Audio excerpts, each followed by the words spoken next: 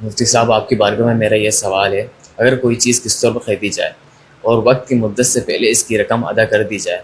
تو کیا اس پہ ڈسکاؤنٹ لے سکتے ہیں؟ قسطوں پر جو چیز آپ نے خریدی ہے اور وقت طے ہے کہ آپ نے اس کی قیمت اتنے عرصے میں ادا کرنی ہے، مثلا ایک چیز کی قیمت ₹1,00,000 لیکن آپ اس سے لیتے ہیں 1 سال کے ادھار پر، تو وہ کہتے ہیں کہ اگر آپ نے ادھار پر لی تو اس کی قیمت 1,20,000 ہوگی یا 30 ہوگی یا 40 ہوگی بالفرض، اور آپ نے اسے ڈن کر لیا، کوئی دھوکہ نہیں آپ سے دیا، آپ جھوٹ بھی نہیں بولا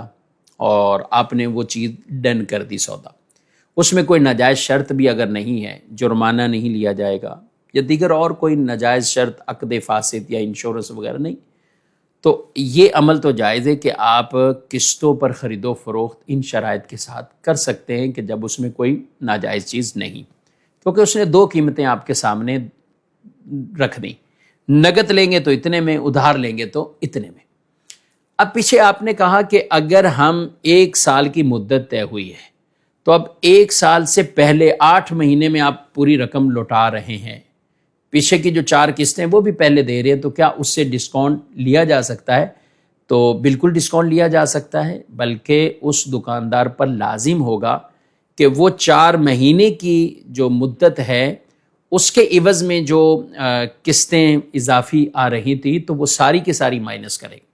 وہ پھر اسے ساری مائنس کریں۔ مثلا چیز کی قیمت ₹1,00,000 تھی،